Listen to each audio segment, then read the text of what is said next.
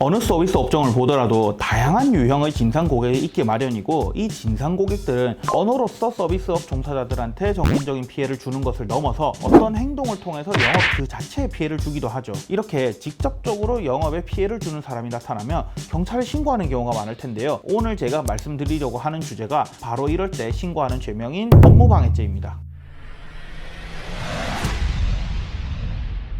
안녕하세요, 권면입니다. 업무방해죄를 한마디로 요약하면 사람의 업무를 허위사실 유포 등 위계 또는 위력으로 방해하는 죄입니다. 하나씩 볼까요? 먼저 사람의 업무여야 합니다. 대법원은 이 사람의 업무에 대해서 사람이 그 사회생활상의 지위에 기하여 계속적으로 종사하는 사무사업이라고 하고 있습니다. 대부분의 사업장들은 이 업무에 포함되기는 합니다. 그런데 이 업무라는 게 계속적으로 종사를 해야 되는 것이라서 일회적으로 하는 것은 업무에 포함되지 않는다고 보고 있고요. 또 학생들이 학교에서 수업을 듣는 것처럼 사무 또는 사업이라고 보기 힘든 것도 업무에 포함되지는 않습니다. 또 대법원은 성매매업소나 자격증 없는 의료행위처럼 불법으로 하고 있는 영업행위에 대해서도 이 업무에 해당하지 않는다고 보고 있습니다. 이렇게 업무에 해당하지 않게 되면 그런 영업들을 방해하는 행위를 하더라도 업무방해죄에 해당되지는 않습니다. 물론 다른 죄에 해당할 수는 있겠지만요. 다음으로는 허위사실 유포 등 위계 또는 위력을 사용해야 됩니다.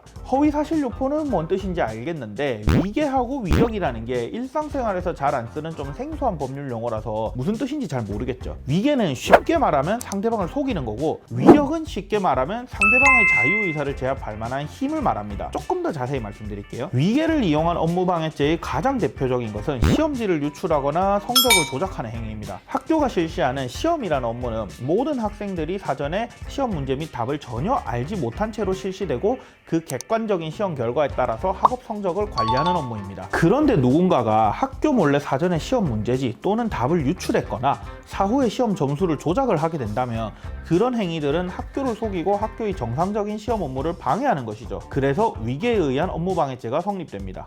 이 위계에 의한 업무방해죄와 관련해서는 최근에 숙명여고 쌍둥이 자매 시험 답안 유출 사건이 있었는데요. 숙명여고의 교무부장인 아버지가 숙명여고에 재학 중인 쌍둥이 딸들에게 시험 답안을 사전에 유출한 사건이었죠. 이 사건은 현재 교무부장인 아버지에 대해서는 위계에 의한 업무방해죄가 인정되어서 대법원에서 최종적으로 징역 3년형을 선고하고 확정되었고요. 그 딸인 쌍둥이 자매에 대해서는 별도로 재판이 진행되고 있는데, 아버지랑 공범관계로서 1심에서는 징역 1년 6개월에 집행유예 3년을 선고받았고, 현재는 2심 재판이 진행 중이라고 합니다. 참, 저도 살면서 정말 수많은 시험들을 치면서 살아왔지만 시험의 공정성이 확보되는 것보다 더 중요한 것은 없는데, 시험의 공정성을 무너뜨리는 이런 행위들은 정말 없어졌으면 좋겠네요. 위계 말고 위력을 이용한 업무방해죄의 가장 대표적인 것은 소리 지르고 행패 부리는 것입니다. 제가 진행했던 사건 중에서 의뢰인 회사에 계속 찾아와서 1층 로비에서 막 소리를 지르고 울고 지나가는 회사 직원들 붙잡고 뭐라고 하소연하는 그런 사람에 대해서 업무방해죄로 신고를 했던 사건이 있었습니다. 그분은 나름대로 뭔가 자꾸 억울하다고 주장을 하시는데, 사실 그게 의뢰인 회사하고는 하나도 관련이 없는 다른 사람의 일이었고,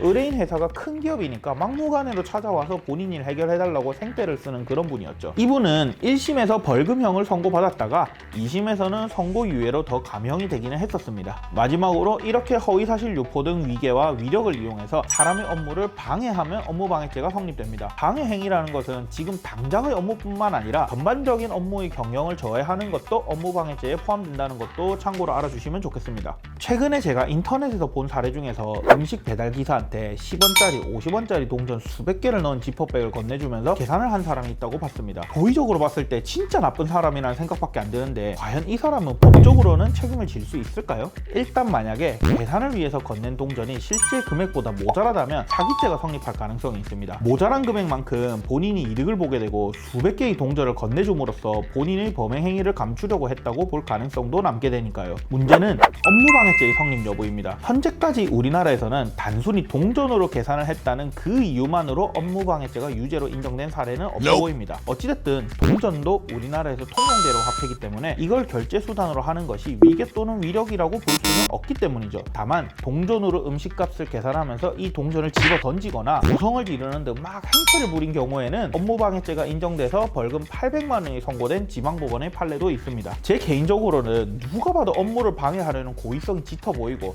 거기다가 지나치게 너무 많은 동전으로 계산을 하면서 업무를 마비시키는 행위에 대해서는 처벌 수위가 낮다고 하더라도 업무방해죄를 인정하는 판결도 이제는 좀 필요하지 않나 하는 생각을 하게 됩니다. 결론적으로 동전 수십 수백 개를 계산하는 행위에 대해서 아직까지는 우리나라에서 그런 행위 자체만으로 법으로 규제할 방법이 마땅치 않은 것처럼 보이는데요. 유럽연합이나 일본에서는 계산할 때 지급할 수 있는 최대 동전수를 제한하기도 한다는데 우리나라도 이와 유사한 제도를 도입하는 것에 대해서 검토할 필요가 있지 않나 생각이 됩니다. 오늘은 업무방해죄와 동전 계산에 대해서 말씀드렸습니다. 구독, 좋아요 눌러주시고요. 여러분들의 생각은 댓글로 부탁드립니다. 다음에도 유용한 법률 지식으로 찾아뵙겠습니다. 감사합니다. 곰변이었습니다.